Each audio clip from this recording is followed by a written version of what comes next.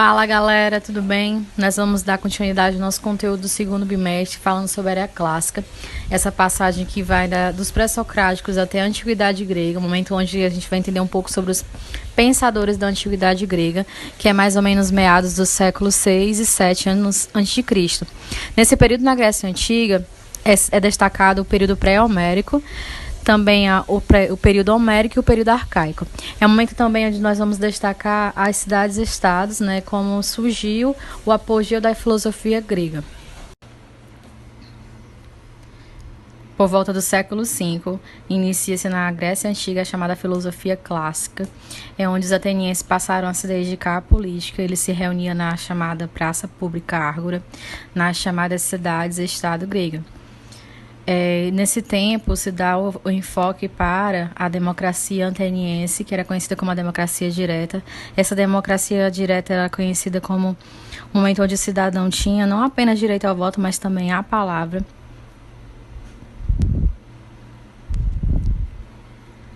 Uma coisa bem importante também de se destacar desse período é que essa democracia funcionava de que jeito? Existia a participação dos cidadãos atenienses, aqueles que eram os adultos, filhos de pai e mães atenienses, né? Ou seja, aqueles que eram naturais daquela cidade era considerado cidadão. E quem era estrangeiro, escravo e mulher, eles eram considerados pessoas que não tinham participação nessa política grega. Uma coisa bem importante para se destacar da época é o chamado princípio de isonomia, onde todos os cidadãos considerados, né, nas cidades e estados, eles tinham o mesmo direito perante as leis.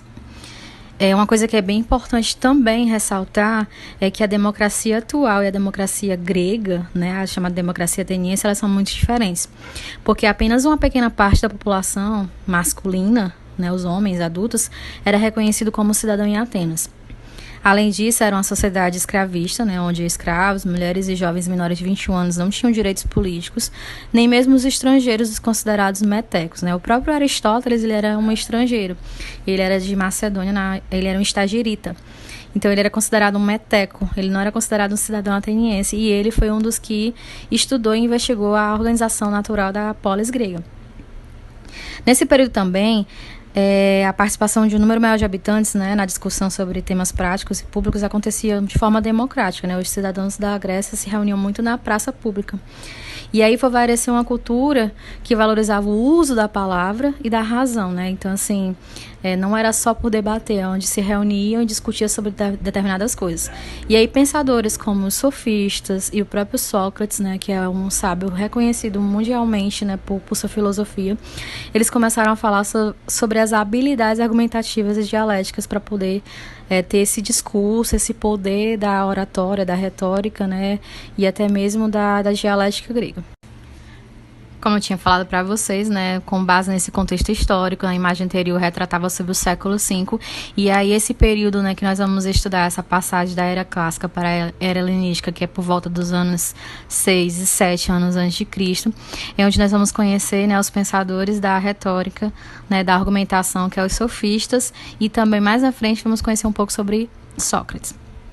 O termo sofista tem sua origem no idioma grego, né, da palavra sophistes, que significa, né, sábio, né, sabedoria. Então, assim, vem do termo filosófico, né, de Sofia e Sofos.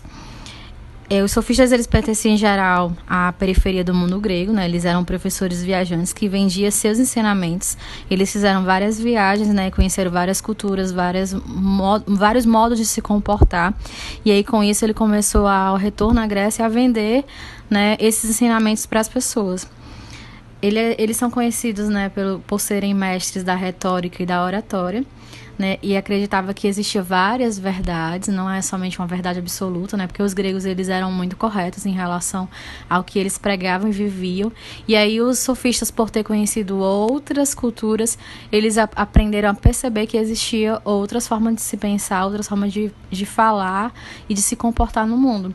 Então existia diferentes verdades, né, relativa, né, cada um acreditava nessas verdades, e uma coisa que era mutável, que vivia mudando, poderia ter várias formas de se perceber algo.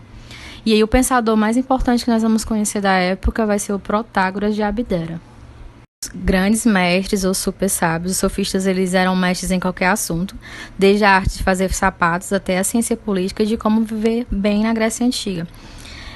Alguns estudiosos dizem que os ensinamentos dos sofistas destacavam-se aqueles que tinham como principal objetivo o desenvolvimento de habilidade de argumentação. Então a gente pode ver 5 tópicos fundamentais sobre os sofistas. A argumentação principal que eles abordaram era a chamada retórica ou oratória. Então, o que eles ensinavam?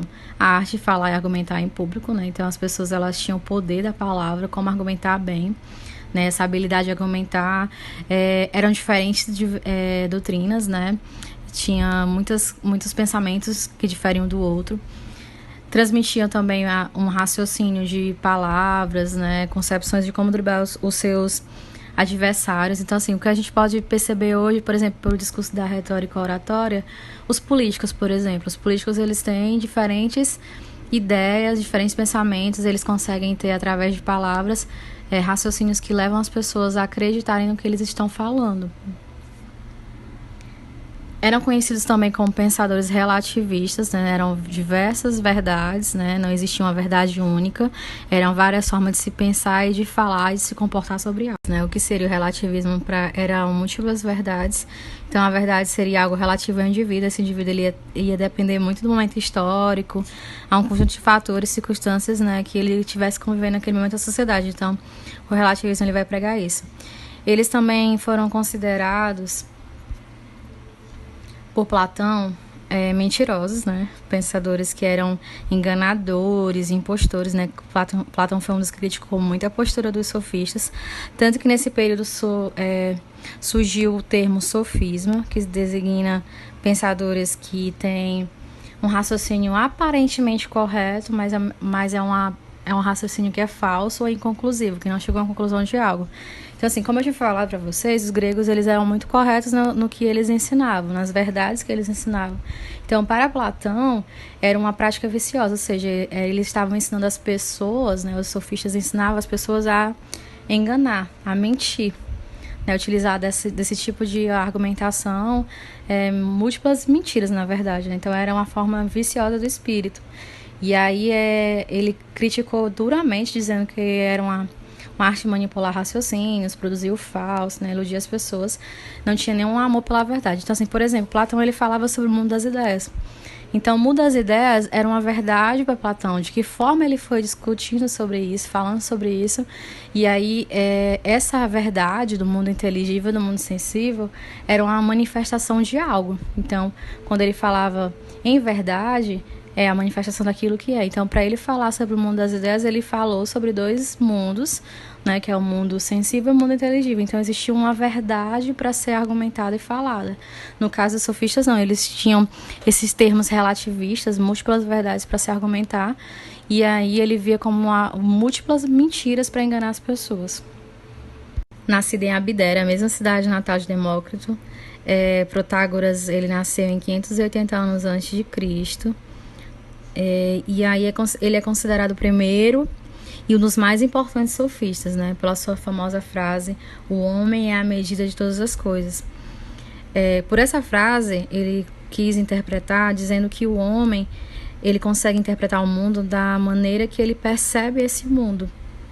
Então, assim, a realidade é relativa a cada indivíduo, né? Grupo social ou cultura, ou seja, depende de suas disposições e concepções, ou seja, se eu falar para vocês assim, o que vocês conseguem perceber da realidade que vocês convivem, do bairro, da cidade, do estado, vocês vão ter múltiplas maneiras de se pensar sobre a realidade de vocês. Eu não posso fazer uma comparação de Brasil com Estados Unidos. É diferente a cultura, o contexto social. Então, existe um homem inserido ali naquele meio e ele consegue ter uma reflexão sobre esse meio que ele vive. Podemos perceber que o ser humano ele pode interpretar, construir e destruir múltiplas e variadas visões de mundo. É onde surge nesse pensamento, né, o chamado subjetivismo, ou seja, tal coisa será verdadeira para mim, mas para você pode não ser considerado verdadeiro. Eu posso ter uma visão sobre algo, né, ou seja, já que eu estou inserida em um contexto de mundo, que eu estou tentando entender meu bairro, minha realidade, mas para você que mora no mesmo bairro pode ser diferente a sua visão de realidade. Então, assim, existe esse certo subjetivismo que foi criticado por Platão e Aristóteles, porque o Protágoras ele era muito relativo em relação ao que ele pensava. Existia várias formas de se conhecer, de se interpretar, né, o contexto que o ser humano ele pudesse estar inserido, né, a questão da sua concepção, seu modo de ser e de viver. E aí o Platão e Aristóteles eles não aceitavam essas teorias relativistas. Eles foram duramente críticos em relação a isso.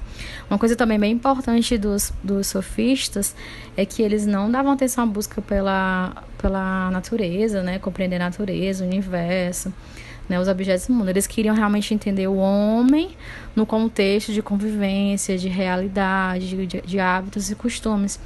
E aí tentar entender essa forma de convivência, de que forma eles poderiam vivenciar, né, as múltiplas verdades, né, os múltiplos diálogos e assim por diante.